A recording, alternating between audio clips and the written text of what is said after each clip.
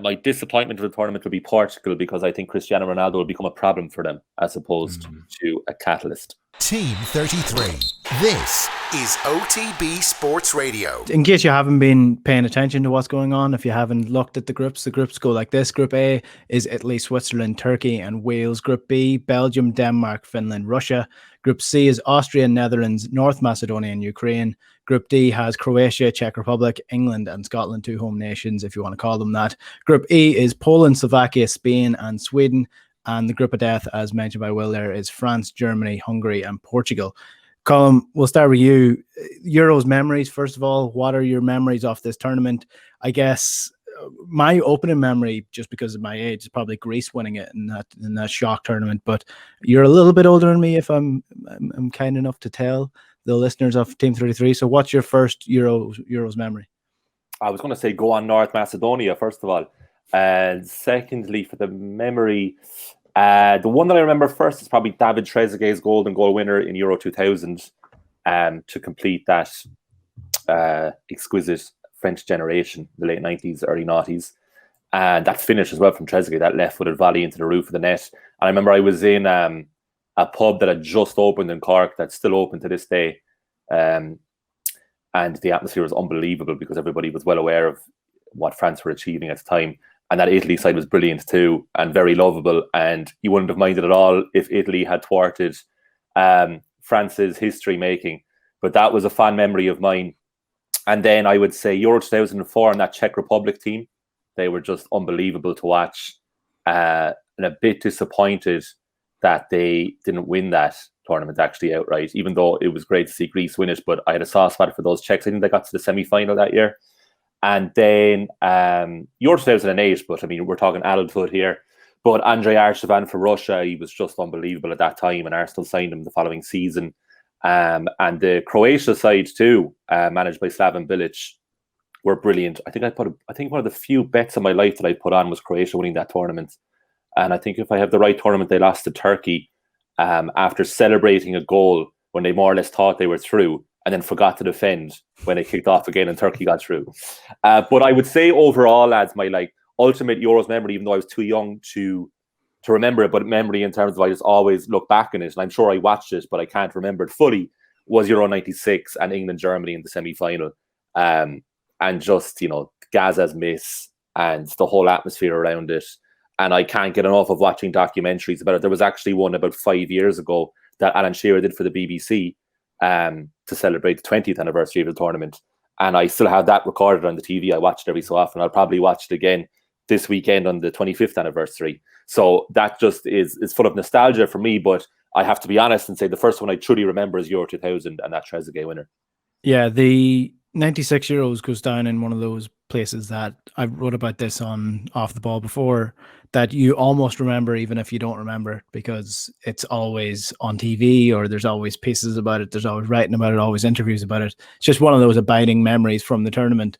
Another one of those that I was looking into far off the ball, it's a thing that's coming, I don't know when they're coming out, but they're coming out sometimes soon, is the 1976 Panenka. And I don't think anybody here is old enough to remember that, because it was hard enough to find someone that was old enough to remember this. But the story of the Panenka penalty, the birth of it, is absolutely fascinating. The first one happened in the 1976 European Championship final against Germany, Antonín Panenka from Czech Republic. So basically the story behind this, Czechoslovakia at the time was a communist state, still a communist state, and it was nearing the end of that. So it had a mix between Slovaks and Czechs, and they get to the finals. It's still the 4-club tournament. There's not the whole 24 teams at that stage. It's Germany, Czechoslovakia at the time, Netherlands, and the hosts, which was Hungary. So Hungary, obviously a good side at that point in time as well. Essentially what happens is the Germans don't practice penalties because they're not supposed to have penalties in the final. At that stage, it was always supposed to go to a replay. But the German FA rang up the UEFA before the tournament, asking them if it went to penalties in the final, could they have penalties, or if it went to extra time, could they have penalties rather than a replay, because there was a German Cup the next week, so they wanted to have the players rested in time for that. So the Germans didn't practice penalties. The Czechs did, and Panenka was practicing the Panenka penalty for months in advance. He even did it on Ivar Viktor, the Czechoslovakian goalkeeper, in a club friendly or a club match. And they begged him not to do it in the final, but he did it, and it was just magical. And that's where the Panenka penalty comes from. So a bit of history there for you on Team 33. Well, your memories of Euros, are you old enough to remember the 96 one? I am, yeah. I think I was 9 that summer, and it was a pretty seminal moment, particularly for English football, because it was around about the time, kind of post Hillsborough, when all of the stadiums in England were brand new, effectively, and all-seater stadiums for that tournament. And, you know, we had a breakthrough for many players at Euro 96. Like, I was captivated by Davor Suker. Zinedine Zidane really had a wonderful tournament for France as well, despite the fact that France didn't sparkle. I remember watching him at Old Trafford just gliding across the pitch. And at that point, you knew his time at Bordeaux wasn't going to be too much longer. And he eventually went to Juventus and became, you know, a megastar of world football after that. We were probably all captivated by England, even at a young age, to see how they were going to do, because, you know, even their media was trying to align the fact that it had been 30 years since 1966, and maybe their name was on the trophy when they finally got to host the tournament again. And the Germans, and particularly I remember Olivier Bierhoff's celebration after they scored, decided that that wasn't going to be the story. And, you know, a typically efficient German team who were good at penalties learned their lesson from 1976 anyway, and after the Panenka not practicing them. Germany, as opposed to West Germany in this case, you know, just went out and eked out the results all the way through the tournament. And that Czech team were fantastic as well. You know, some players got moves on the back of just how they played in the tournament. Like, I remember Karl Poborski, after his chip, I think he got his move to Manchester United almost on the back of just that during the tournament. So Euro 96 definitely stands out, because a lot of the other great Euro memories along the way were probably experienced, like Colm said, through documentaries or watching DVDs, whether that be the Marco van Basten volley, you know, Ireland playing at 1988 at the European Championships, which none of the three of us saw live, but have probably watched those goals millions of times in different compilations along the way, or the various Jack Charlton docs that were out over the last year or so. And then, yeah, I think Euro 2000 for me is probably the best tournament of my lifetime in terms of just the overall standard of football that was played at that one. There were some absolutely cracking games. I remember Portugal being brilliant and really entertaining and not winning it, and then thinking they would almost assuredly win it when they hosted in 2004, but Greece then decided to rip up the script as they went along. And, you know, there's something almost as beautiful about Greece's win in between what was two great teams, in terms of France's World Cup team that went on to back it up by winning the European Championships, and a Spain team who finally got the breakthrough in 2008 and would go on to win 3 successive international tournaments in a row. When you look back at the records, Greece almost feel like an aberration. But when you consider, you know, that Greece during that tournament had to beat the tournament host Portugal twice, they beat the Czech Republic and they beat France. None of it was pretty, but there is something quite glorious about that story, with the fact that the rank outsiders going into the tournament would go on to lift the trophy. And for me, there's a certain romance attached to that, you know, even more so than watching the glowing football of France and Spain either side of them. I like 2004 because that was the year that Porto and Monaco ended up in the Champions League final as well. And then Greece obviously won the Euro. So it was a year of upsets. In terms of Irish performances at the Euro, so 2012 is probably the first one that I remember Ireland playing at. And I remember getting so overly excited when we took the lead against Croatia. Sean St. Ledger scored the first, and I think might have been one of the only goals, if not the only goal, that Ireland scored at that tournament.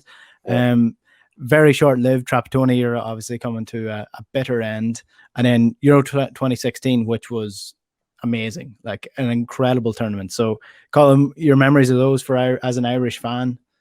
Jesus, like, I nearly had forgotten about 2012, really. I was just thinking of Euro 88. Repressed memories, Colm. Stop. Reeling in the years and Euro 88, like, living vicariously and asking relatives, what was it like? And they were like, well, no one really expected anything from Euro 88. It was really Italian 90 that it really got going. 2016, yeah, I remember working the day that Ireland played France, and there's a Robbie Brady scored a 3rd-minute penalty. It was very early. Yeah, and too early. Yeah, too early. They scored too early. Too early. And then France just slowly, methodically ripped Ireland apart for the rest of the match. But like that, you know, the game against Italy and, you know, Italy reserve team in the last group game, that was just like the atmosphere was just that was just magical, you know. And it was just the fact that Wes Hoolahan had missed that sitter right before creating history with that assist, and it was just, and the camera was just so aesthetically pleasing for the TV viewer, because of the cross going in, and you could see Robbie Brady running towards it, and you knew he was going to get there before the goalkeeper. And then Martin O'Neill and Roy Keane embracing afterwards, and Gigi Buffon going over to congratulate. It was all a bit patronising, but it was lovely. And that was a great memory. And it's just a shame that Ireland haven't qualified for more Euros. And like Will was saying, especially this time around, we had such a good opportunity to do it. And it really feels like it is FOMO, because like every other country of note is playing except Ireland. So we're watching from afar. And I just, I'll cherish 2016. I'll cherish 2016. Yeah, it was amazing. What was interesting about that 2016 tournament is that because of the stage of the game against France, or against Italy rather, because of the way it fell, it wasn't on RTE. It wasn't on the national broadcaster, and you can only get commentary from the Sky Sports commentary or a foreign commentary of that game. It's really difficult to find Irish broadcasters who covered it, because it was on ITV, Enda. It was on ITV, sorry, yeah. ITV, yeah. So that's why. That's if you ever hear a montage with 2016, it's always an English commentator when Brady scores the goal. It's never an Irish one, which is very unusual and quite kind of unsettling in a way as well when you're listening to it. But yeah, I think that tournament was the vindication of Wes Hoolahan and the sort of the coming together of all the people calling for Wes to come on and Wes to start, and Wes being the main man for Ireland. Scores against Sweden, sets up that goal against Italy, and basically makes the tournament what it was for Irish fans. Were you at it, Will? Were you covering it, or were you still in Ireland? No, I was working from home, and the thing that I really remember from covering that tournament, just in terms of bulletins, was that for some bizarre reason, there always seemed to be goals at the top of the hour every single time. I know Phil Egan said the same when he was working on Today FM, that I think every bulletin he went to read when Ireland was playing, it was almost like Martin O'Neill's side and knew that they needed to score a goal when he was just about to go live, and there was a lot of rewrites when he was getting ready to go on air. But yeah, I mean, look, Wes Hoolahan had a very long way around to get into that Ireland team, and realistically, he probably should have been in there before his late 20s. But he was silky smooth in the middle of the pitch, and like his goal against Sweden, I should say, in France at the Stade de France was an amazing piece of technique as well. Yeah. He had a lot to do when that ball was actually crossed in to hit it as sweetly as he did. And it's funny, the game against Sweden is the type of start that we were all praying for back in Euro 2012. Like, my abiding memory of this week back in 2012, Enda, was that almost all of us Irish supporters had convinced ourselves that we're in a very difficult group. It was going to be hard to finish ahead of either Italy or Spain. But if we were to get a result against Croatia in the first game, who knows? Maybe we can unsettle them. And Spain had looked a little bit below par, not quite at their 2008 and 2010 form, actually going into that tournament. And then they managed to just kind of turn it on under Vicente Del Bosque during the tournament itself. But I remember that was the feeling. In 2016, I think I was a little bit more pessimistic going into it because of what had happened in 2012, which, it was a horrible way for a lot of the players that have been involved in the golden era for the Republic of Ireland to actually finish out. Like, I think a lot of the players that probably played in 2012 would have done a lot better if we qualified in Paris 3 years previously and gone to the World Cup in South Africa. But Trapattoni had stayed loyal to that group of players who had around for a long time. And many of them had played as far back as the World Cup in 2002. So at least they got to go to a European Championships, but we were well past our best when we went to that finals, and just kind of 3 fairly embarrassing hammerings that we took in the end. So I wasn't sure what was going to happen in 2016. Obviously, the Sweden result was a really good start. And then to have it down to play against Italy, we were very lucky, as you mentioned, when it came to the scheduling, that Italy already knew that they were advancing to the knockout stages of the tournament, and therefore they were happy enough to mess around a little bit and to rest some players for the final game. But I still think that ranks up there with one of the better Irish performances that we've had in a major final, particularly the kind of first 20, 30 minutes of the game. We really took it to Italy. And like that Robbie Brady goal, it's a fantastic pass by Wes to open things up, first of all. And then, he pops up again in a forward position. Robbie Brady makes a really good run for the header too. And I don't care what Italy team was on. I will enjoy that as much as beating Italy's first team back in 1994 at the World Cup, because it sent us through to the knockout stage of the tournament. The unfortunate part was, on that sunny Saturday afternoon when we played against France, as Colin mentioned, we scored too early, as the cliche goes, and had far too long to hold on for.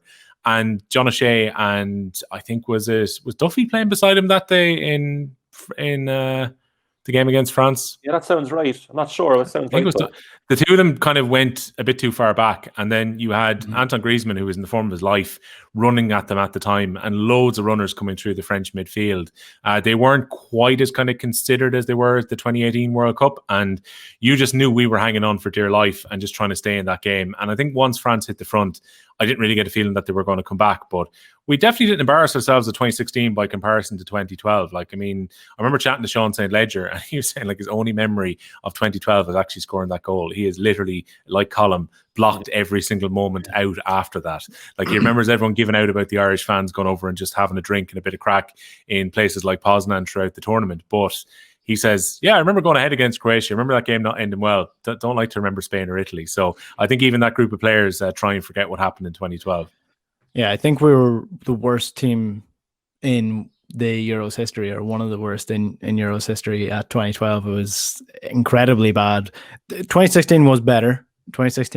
And I remember my memory from that is I was working in a restaurant kitchen at the time, and the chef was a big English geezer, like as English as they come, Cockney, and he didn't really know about football, but he was following England, and England were playing Iceland the same day as France were playing Ireland. The France game was on first, and if Ireland won that game, if England won their game, then England and Ireland were facing each other in the next round, and both of us were ready to book flights to Paris, because you just couldn't miss that. You couldn't miss England playing Ireland. Even if you couldn't get a ticket, you had to be there. And then, of course, France go on to win the game. Iceland go on to beat England. And none of us are celebrating at the end of the year. Let's move on to this year's Euros then, because there's a lot to get into. I do want to start with England, and we don't want to spend too much time on England because that's all that anybody's talking about these days. We'll start with our favorites. England, as you said, are bookies' favorites for a lot of the bookies going into this tournament. Colm, I'm not sure about this. I don't think they're favorites. I haven't heard many people say they're favourites. No chance. They have the psychological barrier of the semi-final, first of all, and then second of all, they don't know what to do with their team. And I was only thinking about it last night, right? That we named on Team 33 last week our England 11s for the first game of their European Championships against Croatia. And I'm having complete second thoughts about the team I picked, because now I do want to use width. So that's just me, right? Someone who doesn't care about England's fate. And then I'm thinking, geez, I wonder how many second thoughts actual qualified expert coaches are having, because the England, it's so stacked in quality in certain areas. It's like the German midfield. It's just so strong in specific areas and then quite weak in others.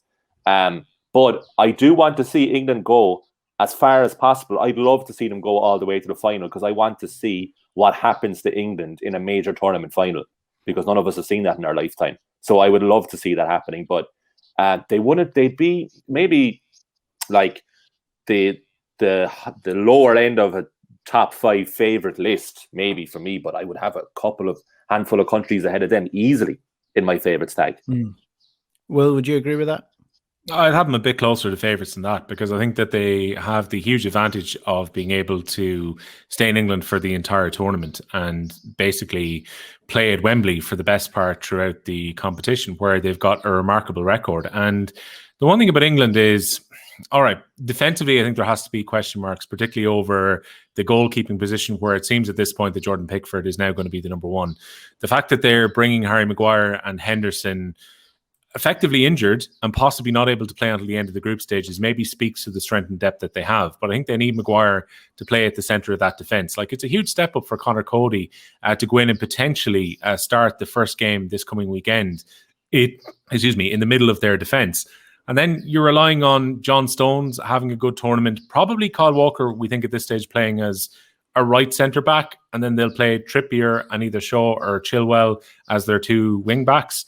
It's not really the strongest of defences when you consider that they've got loads of good options further up the field. And then Gareth Southgate is going to have to find some kind of way to fit those attack-minded midfielders all into the same side, because I think he has shown previously he likes to play with width, particularly over on the right-hand side, which would indicate that Jadon Sancho will probably start on the right. If we take that Harry Kane is entirely immovable as their number 9, a big decision has to be made on the left side of the attacker, whether that's going to be Marcus Rashford, whether maybe Mason Mount will play out there, whether Phil Foden will play out there. And how do you solve a problem like the form of Phil Foden, Mason Mount, and Jack Grealish, and trying to fit them into the one side where you'll feel that they all probably should play? Because I would imagine, I was listening to you guys last week, like Declan Rice plays as the holder. Does he go conservative and put a second box-to-box style midfielder in Henderson's absence, or does he potentially put another playmaker and try and fit them all in? That's the conundrum really for Gareth Southgate. And they start with their most difficult game in the group. They play Croatia this coming weekend.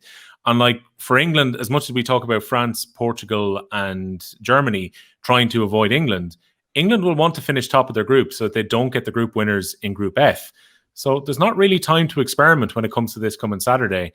I think Gareth Southgate's got quite a few question marks to work out ahead of this weekend. But notwithstanding, really strong squad can put out 2 strong 11s, but probably can't put out 2 very strong defensive units. The other thing is we're probably overanalyzing their starting 11 because they have a quality bench that they can unload if they want to. So it's probably like you have your starting 11, but you can change it around if you want to. I would definitely, like Will was musing there about the box-to-box midfielder or shoehorning Mount into that so you can put Foden and Grealish into the team too. I would definitely go with the former. I go box-to-box all day next to Rice. My choice is Jude Bellingham. I'd easily have Calvin Phillips in there too because he's such a good passer. I know that Phillips is far from the most talented player in that squad, but just in terms of a system, it's more balanced than ahead of them. But I'll stick with Bellingham. But you have to make a choice between the 3 lads, like between Mount, Foden and Grealish. You're just going to have to make ruthless choices. And I would say like at least one of them should miss out. Probably 2 if you want to get some pace into your attacking lineup as well. So Bellingham is the sensible choice, Colm, to come in because then your midfield has a better shape to it. And I think if that happens, probably at the moment, Jack Grealish might be the guy to miss out. I think Grealish will go, yeah. I think it's difficult not to play Phil Foden, and you definitely have to play Mason Mount, whether it's as the kind of apex of your midfield or whether he's going to play over on the left-hand side. There's no way you can't play Mason Mount. Yeah, you couldn't have been listening to us too closely, Will, because you can play every single attacking player that you want in that England squad. Because I mean, it doesn't matter. You're not going to win the tournament anyway. And I'm so far. I may be completely wrong with this, but I'm so far away from England for this tournament. I do not think they have the strength and depth. I think if you think about it, if you look at their squad, it's like the cheerleader effect, where you see Harry Kane, Phil Foden, Jadon Sancho, Jack Grealish, all these great players. But then you're forgetting that if you look closely at that squad, they've got either Dean Henderson or Jordan Pickford in nets. They've now got probably Connor Cody starting in centre back. They don't have Harry Maguire. The next centre back is Tyrone Mings. Then maybe John Stones, Kieran Trippier, Ben White from Brighton. I mean, like, they don't have that great of a squad. And if you compare it to France, who are, for me, the favourites for this tournament, with the likes of Kimpembe, hang on, I've got their squad in front of me here. They've got Kimpembe, Pavard, Varane, Zuma, Lucas Hernandez, Longley. That's their defense. Then they've got Benzema, they've got Mbappe, they've got Griezmann, they've got Kante. Maybe they don't have the same depth that England do in the midfield, but they've got the depth in defense. They've got a world-class goalkeeper. They've got a world-class centre defensive midfielder, and they've got the best young talent in the world playing up front for them, alongside one of the most experienced strikers ever in international football and in club football as well. Multiple Champions League winners. So, have you just called Hugo Lloris a world-class goalkeeper? Well, he was at one point in time. He's better than Jordan Pickford. He remembers being world-class. He's better than Jordan Pickford. Hey, but Enda, you just named a load of good England players in your weak England players. I mean, with the exception of the goalkeepers. But if they are weak in the defensive central area, including they don't have enough options at holding midfield, but they have their strength is their strength and depth. That is their biggest strength. I don't think they have any strength and depth. Players. No, they are stacked with strength and depth. Don't mind about the defense. Just play to your strengths going forward. England's biggest problem is psychological. This is the best squad England have had since 2006 or 4 or 6, whichever squad you think was better was marginal. I think they say themselves that their Euro 2004 squad was marginally better, but they that's their biggest weakness, is their mentality. Like, I think it's a stacked England squad with quality, and I think their defense is okay, but it's not terrible. They're probably only really weak in goal, I would say. I mean, it's not a bottom of the group defense, obviously, but it's also what I'm saying is France have a stacked defense and an attack that is as good, if not better, than England. So they're well ahead of them, in my opinion. And they've I'd agree obviously with got that. they've got the mentality as well of already being World Cup winners. So, I mean, for me, I can't look past France. So before we take a break, then we'll get to our dark horses and maybe a disappointing team that we think might not appear at the tournament. So, Will, who are your favourites for this?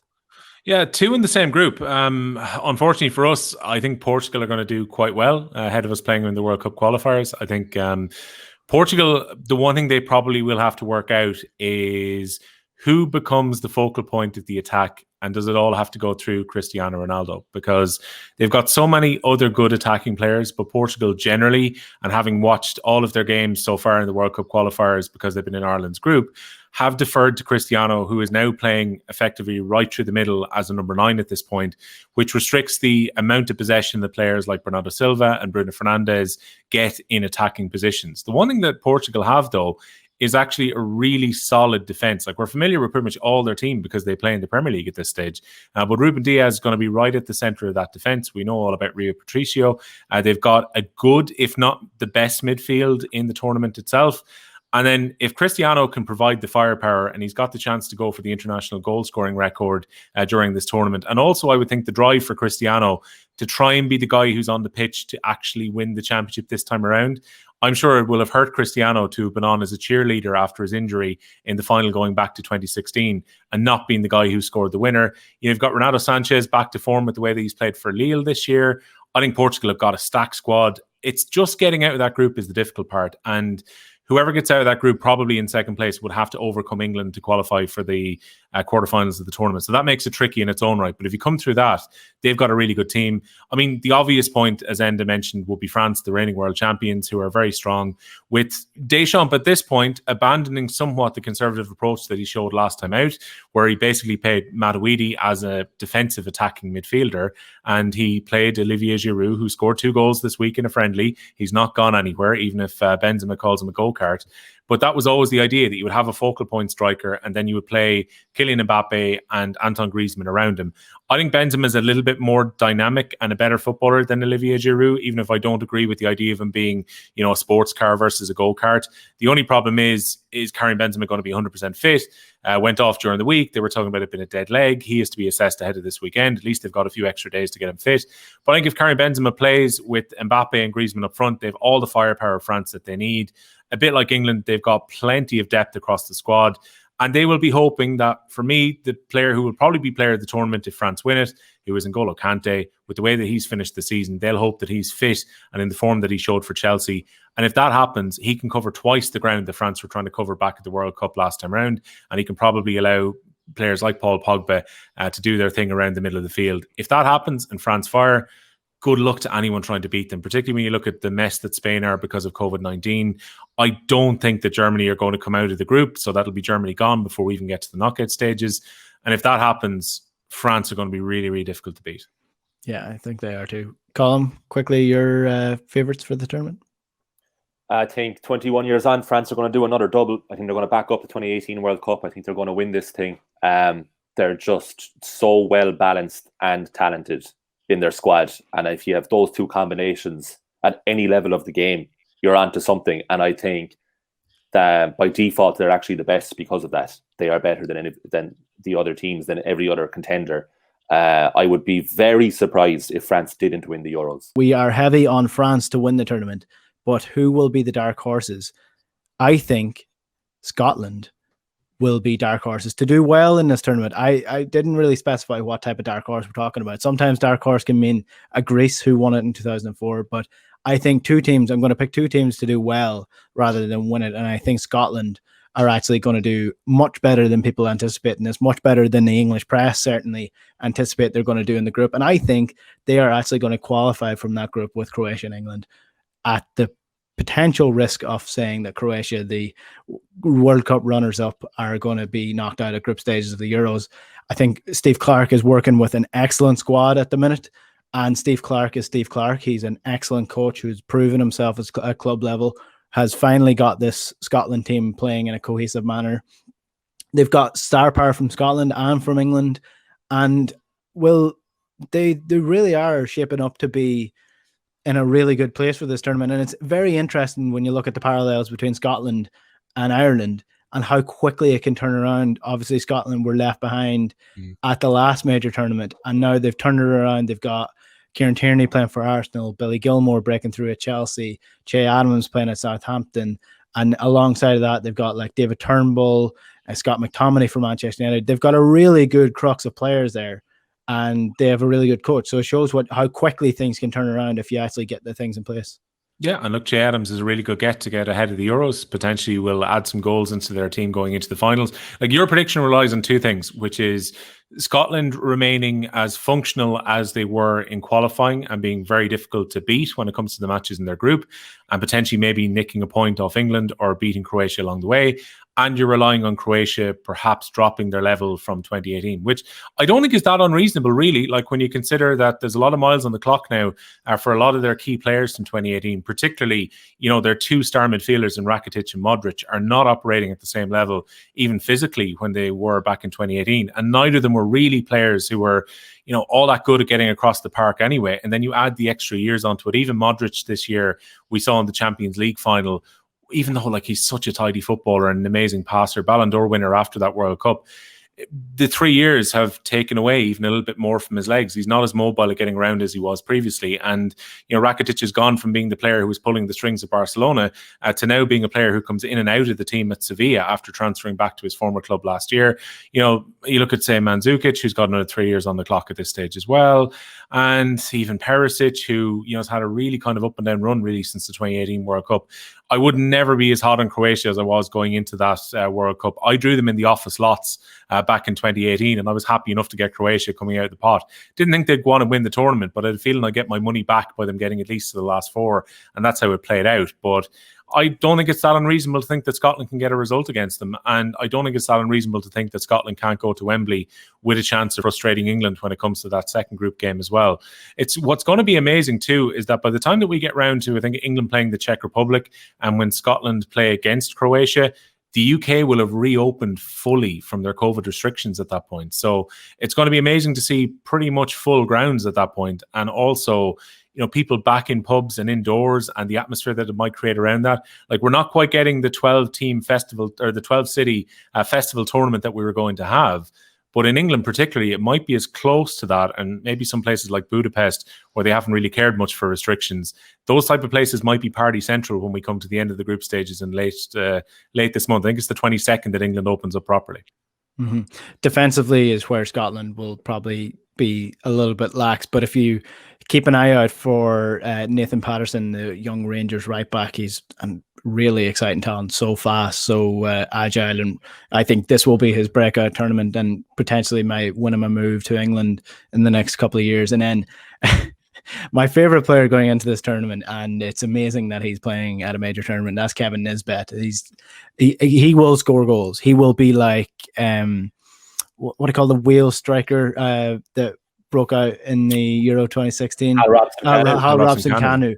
Nisbet is not good enough to be a top striker, but he will surprise a few teams because he is unpredictable, and he's actually really good. So I think he'll score a couple of goals, and it's worth keeping an eye on Scotland anyway as a team to watch for this tournament. And Colm, do you want to throw anybody in as dark horses?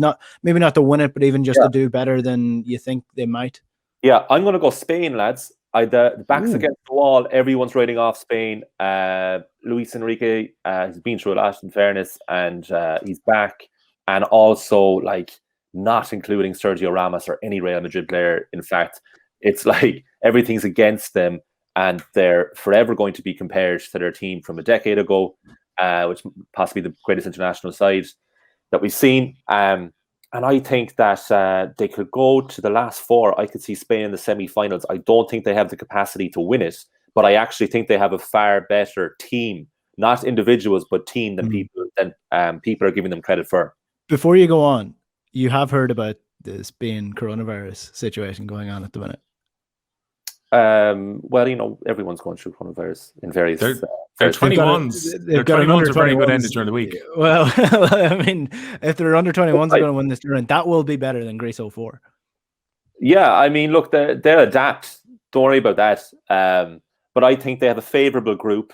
At the same time, I think if they don't get out of that group, it is a massive disaster. It's way worse than 2014 World Cup or anything that could follow the height of Euro 2012 when they had three international tournaments in a row. So this group is it's comfortable for Spain. They should progress. And then, you're close to the end of the tournament then. So I could see them get to the semi-finals. And the reason I think that's a good performance for Spain is that they've been written off by everyone. And, you would say rightly so. I just have a feeling that Spain will do something here. Yeah, I would have had them as dark horses to win the tournament had this not happened. But just I can't look at them in terms of potential winners or potential finalists, at least with all that's going on. Albeit they did do quite well at the World Cup after their management situation before that tournament. So I mean, it's been far from boring in the Spain camp for the last couple of years. One team that I do want to throw into the hat here, and one player that I want to throw in as part of one of your players to watch, is in Spain's group, and that's Sweden. Sweden are unbeaten going into their into this tournament in terms of their qualification group. They drew a couple of games, but they haven't lost going into this. And to keep an eye out for one Larsson, and that's not Henrik Larsson, that is his son Jordan Larsson, who has broke through at Spartak Moscow this year, 15 goals in 29 games for the Russian side. Really exciting prospect, really exciting to see a Larsson back on the pitch for Sweden. And this could be, again, a breakthrough tournament for him in terms of the talent that he has and whether he's good enough to do it maybe at a more Western European club or in one of the top 5 leagues in Europe at least. But I think Sweden, don't underestimate them going into a major tournament. I think they'll definitely get out of that group, and I think they could go a little bit further than people might give them credit for. Will, is there anybody else before we move on to the team to disappoint? Yeah, I'm picking a team who are on an unbeaten run as well, and coming into the tournament, and maybe I'll be proved horribly wrong when their game finishes just after we go off air in a little bit, but that's Italy. I think, again, they've got the advantage of hosting games in Rome. They're currently on a really good unbeaten run. They come in slightly under the radar because it's such a disappointing World Cup qualification campaign, but they're 27 matches unbeaten now at this stage. They've gone 12 games without conceding a goal as part of that 27-game run as well. They're going to be quite difficult to break down during the tournament. And when you look across their squad, even though they're maybe not full of the stars of old when you look back at 2000 or 2006, Italy have got a really good group of players this time round. And they've got a favourable group and a favourable top half of the draw too. If you think about it, like Italy should be coming out of a group that has Turkey, Switzerland and Wales in it. And then a lot of the other top seeds in the tournament are on the other side. So if they can avoid them, Italy can potentially have a nice run to the final as well. So Mancini's team, I think, can go quite deep into this tournament. And there may be a team that people are forgetting about when I see the bookmakers are kind of quoting them at 4 or 5 to 1 to win the tournament. I think they've got a better chance than that. Yeah, Italy I do think they're definitely potential, maybe finalists, if not winners. I think they're really got a good squad going there, and Italy never do bad at a major tournament. They never do not turn up when they finally get there. So it's not about the journey to getting there. It's about how you perform when you actually get to the tournament. I think Italy are star performers all the time when it comes to major tournaments. I think Mancini will be one of the best dressed managers who will have one of the best dressed teams as well. So we're going to finish off with the jerseys, the best dressed jerseys. I did a rankings of these on the Off the Ball YouTube page if you want to go check that out. But I think Italy's jersey is amazing going into this. It's just, it sums up the team, just classic suave and Italian class. Colm, have you been looking at the jerseys going into this? Who's your favorite? Oh, yeah. Yeah, I like the contrast in the collar to the jersey for Italy. Good shout. Croatia's away jersey. Have you seen it? Unbelievable. Croatia, their home and aways are both lovely.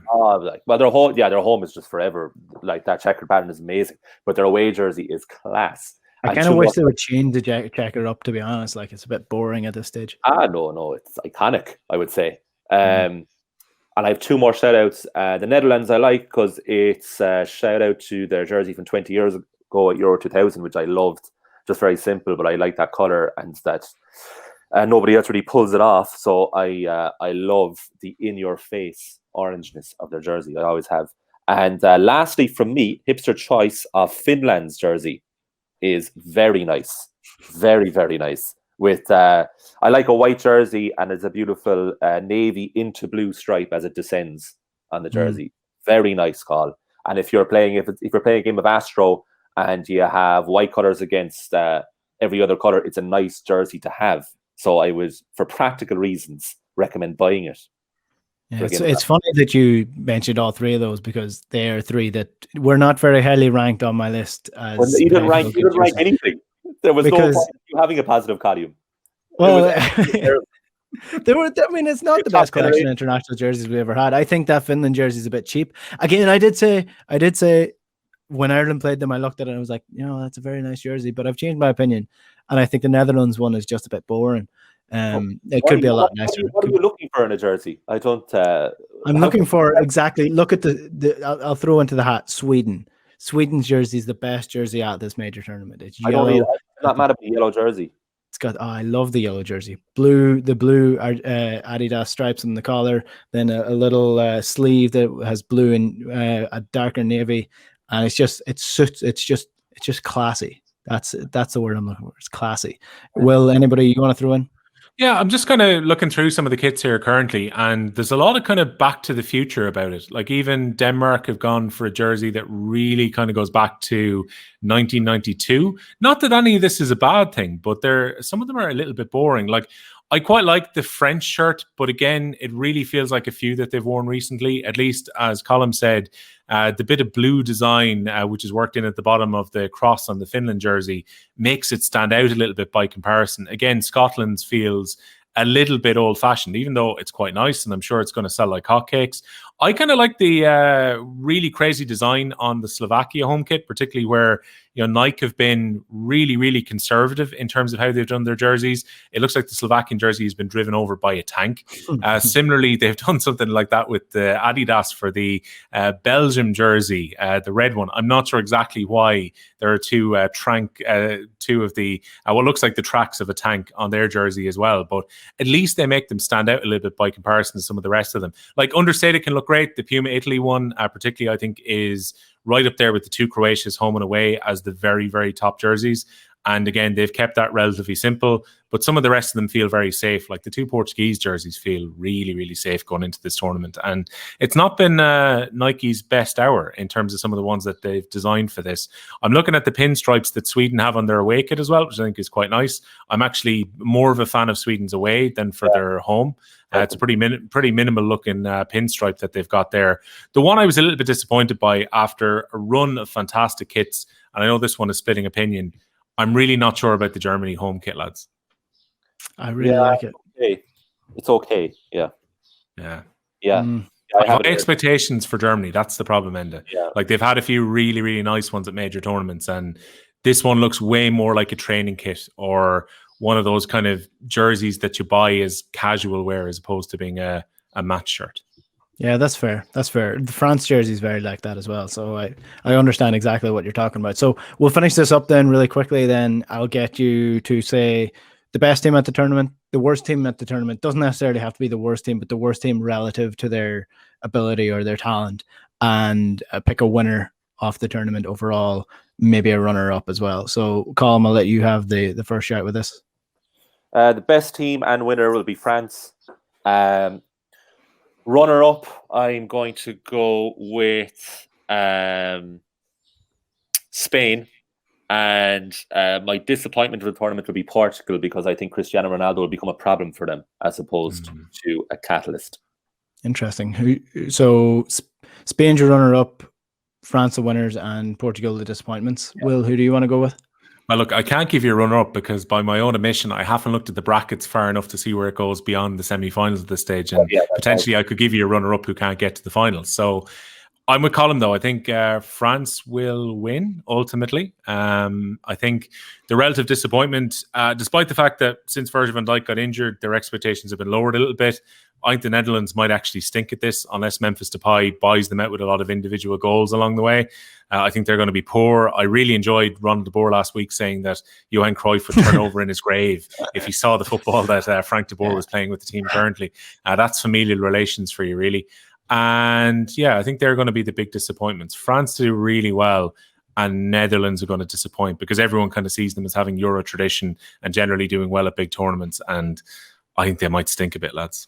Yeah, I agree. And we don't know what way the fixtures are going to fall here. So I think Italy will be the second best. I'll say it that way. I think France are going to win it. And like you, I think Netherlands are going to be absolutely awful. I think they're going to stink it out. And I don't know if they're going to get out of that group. And their group is a fairly easy group. They have Austria, North Macedonia, and Ukraine. I think it's going to be Austria and Ukraine coming out of that group, with Netherlands being a real disappointment, because Frank de Boer is a terrible manager. He's a terrible manager. I am definitely coming back to you, Enda, with that prediction of Group C. What's the Dutch win it now? Well, watch the Dutch go and prove me wrong. Like they did pretty well at the World Cup a couple of years ago, when everyone thought they were going to stink it out as well. So if they do well, the Dutch are always entertaining to watch as well. But hopefully we'll have a good tournament. That's all I'm hoping for anyway. But Will O'Callaghan and Colm Boohig, enjoy the Euros, and we'll chat to you throughout the tournament. Cheers, lads.